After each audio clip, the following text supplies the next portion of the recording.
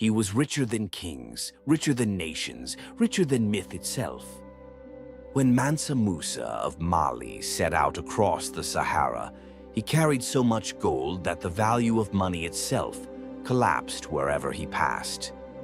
Cairo's markets overflowed, silver lost worth, prices spun out of control for 12 straight years. But Musa's true treasure wasn't wealth, it was what he did with it. This is the story of a man who turned gold into knowledge and bought immortality. 100 years before Columbus ever dreamed of sailing, West Africa thrived. The Mali Empire stretched from the Atlantic coast to the heart of the desert.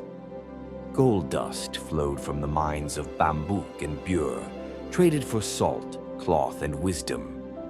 Caravans carried its wealth north to the Mediterranean, its stories east to Cairo.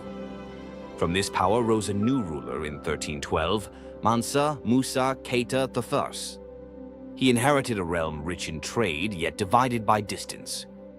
To unite it, he needed something greater than gold. He needed purpose. He found it in faith. In 1324, Musa announced his pilgrimage to Mecca, a journey of 4,000 miles across desert and sea. He took 60,000 men, 12,000 slaves, and 80 camels carrying hundreds of pounds of gold. Villages watched the horizon shimmer like fire as the caravan passed. Each stop became legend. He built mosques, fed the poor, and gave alms so lavish that chroniclers believed he was spending the wealth of 10 kingdoms. When he reached Cairo, the world changed.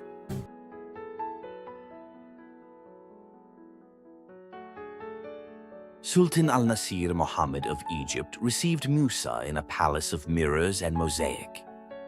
Musa refused to bow. He would kneel only before God. The court gasped. The Sultan smiled. For months, Musa stayed, spending gold so freely that the price of metal fell 30% across North Africa. Merchants grew rich, economies buckled. Historians wrote that no traveler had ever caused such chaos through generosity alone. Yet in Cairo's mosques and libraries, Musa saw something beyond gold, the wealth of learning. When Mansa Musa returned to Mali 2 years later, he was changed. He brought architects from Cairo and Andalusia, scholars from Timbuktu to Fez.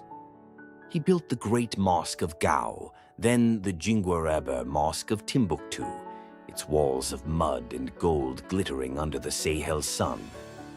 He ordered schools, scriptoria, and libraries where men copied Qur'ans and mathematics by hand. What he had spent in Cairo, he now invested in eternity. Gold dazzles, knowledge endures. Under Musa, Timbuktu became a city of books and voices. Caravans brought salt and parchment as precious as metal. The Sankore University rose beside the mosque, a center of law, astronomy, and poetry. Students came from across Africa and the Middle East. In its libraries, tens of thousands of texts survive to this day, the proof that Africa wrote its own story long before Europe noticed. Mansa Musa had turned his pilgrimage into a renaissance. After 25 years on the throne, Mansa Musa passed his crown to his son. His empire remained vast, but the trade routes shifted. Gold mines moved south. Europe awoke to the age of exploration. Yet in maps of the 14th century, cartographers still drew a man on a golden throne holding a nugget the size of the world, Musa of Mali. His story traveled to Venice, to Cairo, to the Catalan Atlas, marking Africa not as a mystery, but as a kingdom of civilization and light. They called him the richest man who ever lived. But his wealth was never the point. He used gold to build mines, not monuments to himself. When Europe descended into dark ages, Timbuktu's students read astronomy, medicine, and law under lantern light.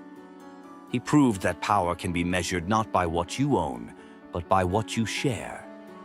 And through that gift, Mansa Musa became immortal. The Sahara still holds its silence, Caravans still cross its golden veins. But somewhere beneath that sand lies the memory of a king who believed that wealth meant responsibility. In a world obsessed with what can be bought, his lesson remains the one thing that cannot be sold. This was Mansa Musa, the emperor who turned gold into knowledge,